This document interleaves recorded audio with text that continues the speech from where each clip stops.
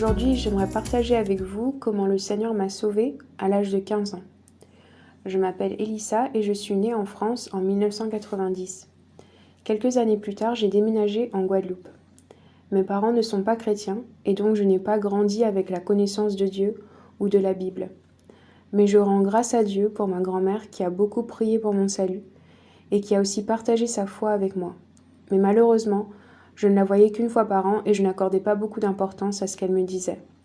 Mais je sais que le Seigneur a quand même usé d'elle pour mon salut et qu'il a entendu ses prières.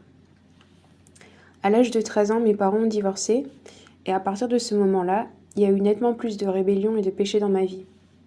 À l'âge de 15 ans, je suis partie aux États-Unis pendant une année scolaire pour apprendre l'anglais.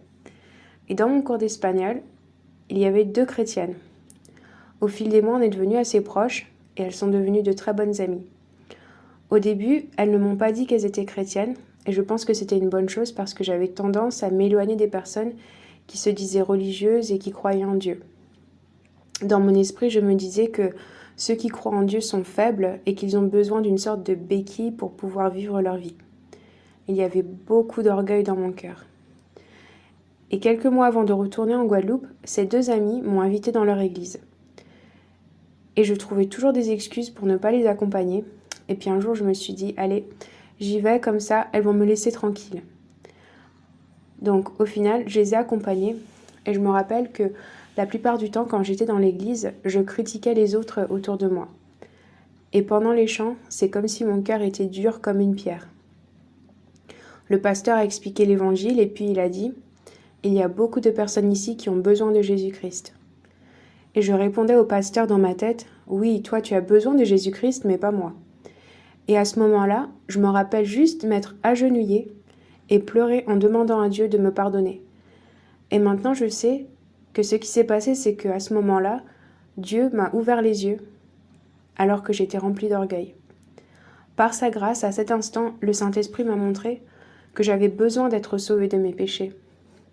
Je me rappelle réaliser en fait qu'il y avait 2 personnes en moi, celle que les autres pensent que je suis et la personne que Dieu voit.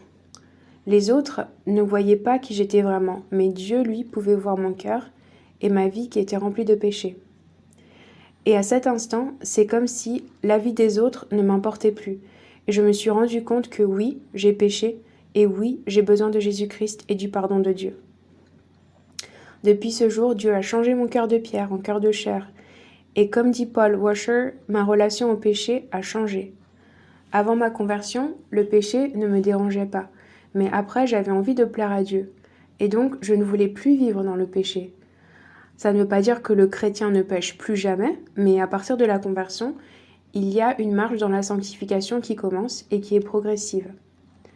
Quelques jours après ma conversion, j'ai lu dans la Bible Jean 15, 16 qui dit « Ce n'est pas vous qui m'avez choisi, mais c'est moi qui vous ai choisi, et je vous ai établi afin que vous alliez, que vous portiez du fruit et que votre fruit demeure. » Et ce verset m'a donné beaucoup de joie et de réconfort au début de ma marche avec le Seigneur. Ensuite, quand je suis revenue en Guadeloupe, malheureusement, je n'ai pas trouvé d'église biblique avec une saine doctrine et pratique. Dans les églises que j'ai fréquentées, il y avait beaucoup de personnes qui recherchaient Dieu pour qu'ils puissent accomplir leurs désirs, comme la guérison, avoir plus d'argent, le succès, etc. Mais peu de personnes étaient réellement dévouées à connaître le Seigneur et à vivre pour sa gloire en accord avec sa parole. Et une autre chose qui m'avait beaucoup choquée, c'était une église où l'adultère était toléré. Donc, par la grâce de Dieu, j'ai continué à marcher avec lui, mais c'est vrai que le manque d'une église biblique pendant les premières années de ma conversion ont affecté ma croissance spirituelle. Plus tard, je suis partie faire des études en Angleterre et le Seigneur m'a guidée vers une église qui prêchait la saine doctrine, comme on peut lire dans le livre de Tite. Et par la suite, j'ai pu devenir plus mûre en Christ et avoir des fondations plus solides dans la parole de Dieu.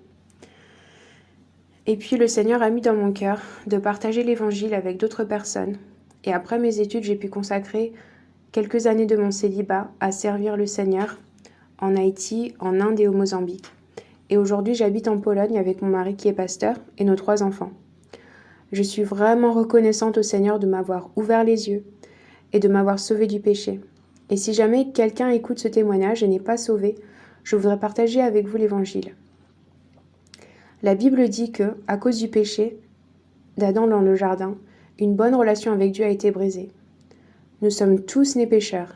La Bible dit dans Romains 3, 23, « Tous ont péché et sont privés de la gloire de Dieu. » Et dans Romains 6, 23, « Le salaire du péché, c'est la mort. » Parce que Dieu est saint, il ne peut pas avoir de relation avec les pécheurs. 1 Samuel 6, 20 dit, « Qui peut subsister en présence de l'Éternel, de ce Dieu saint ?» Aux yeux de Dieu, aucun homme vivant n'est juste, comme on peut le lire dans Romains 3, 20. Beaucoup de personnes pensent qu'une vraie relation avec Dieu vient en essayant de lui plaire, en faisant de bonnes choses pour les autres, en allant à l'église ou juste en croyant qu'il a vécu. Mais la Bible dit que « Car quiconque observe toute la loi, mais pêche contre un seul commandement, cette personne devient coupable de tout. » Jacques 2, verset 10. La Bible dit aussi que toutes nos bonnes œuvres ne sont que des vêtements souillés. Ésaïe 64, verset 5.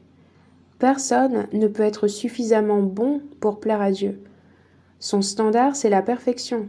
Le seul suffisamment bon pour plaire à Dieu est à Jésus-Christ. Il est venu sur terre et a parfaitement gardé la loi de Dieu.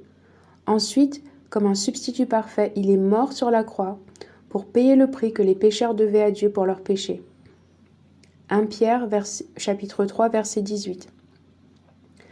Jésus dit dans Marc 1,15 « Repentez-vous et croyez à la bonne nouvelle. » Et quand vous êtes sauvés, il y aura des changements dans votre vie, parce que la Bible dit dans 2 Corinthiens 5, 17 que « Quand quelqu'un est en Christ, il est une nouvelle créature. » Vous commencerez à aimer Dieu et sa parole.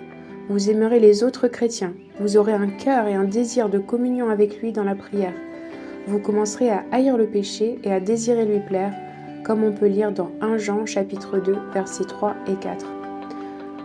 Que le Seigneur guide chacune d'entre nous par sa parole pour que nos vies reflètent sa beauté et sa sainteté. À bientôt!